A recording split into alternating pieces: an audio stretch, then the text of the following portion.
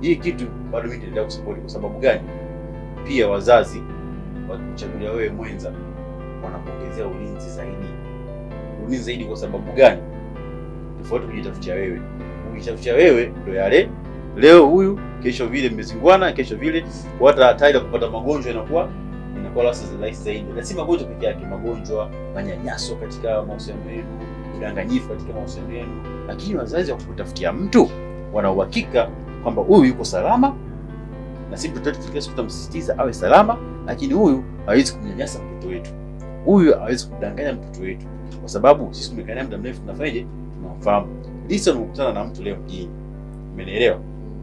Wewe unajitafuta, yeye mwenyewe anafanyaje? Anajitafuta. Mnakutana tu from nowhere, hata hujui background yake ipoje huyu mtu, umenielewa? Na ndiko hivyo sisi, of course, wapenzi wengi ambao tunakutana nao mjini, wengi background zao tusijui, umeelewa? Lakini wazazi wanajua background ya mtoto wake, wanajua background ya yule mwenza ambaye wamemchagulia mtoto wao, umeelewa? Kwa mimi naona bado naenda kusupport hii kitu. Wazazi watachagulia tu wanawake, hao watachagulie wana mabinti, wachagulie waume wakaa nao. Kwa sababu gani wewe Ibra, tabia ulizokuwa nazo kijijini sio tabia ambazo sasa hivi uko nazo mjini? Yes. Na ndio maana hata wafanyakazi, mfano tu mtu anamleta mfanyakazi anatoka kijijini. Kule kijijini wanamuona huyu mfanyakazi anafaa, wazazi wake wanafahamu, wanapajua kwao, wanakuletea msichana.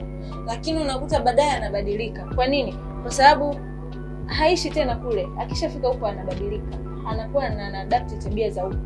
Umeona? Kwa ndio maana ndoa nyingi zinakosa furaha, kwa sababu wanachokitarajia sicho ambacho wanakutana nazo. Umeona? Heli ukutane na mtu kimjini, mnaelewana, unamjua huyu tabia zake hizi, kama naziendo, kama siziendo naachana nazo. Kuliko unapewa mwanamke kama zawadi au mume kama zawadi. Mwisho siku unachokutana nacho sicho ambacho unatarajia kuwa nacho. Kwa ni heri wazazi tubaki kuacha watoto wetu wachague wenyewe waenzi wao, wachague wenyewe wapenzi wao kuishi nao, kwa sababu ndio kitu sahihi sana.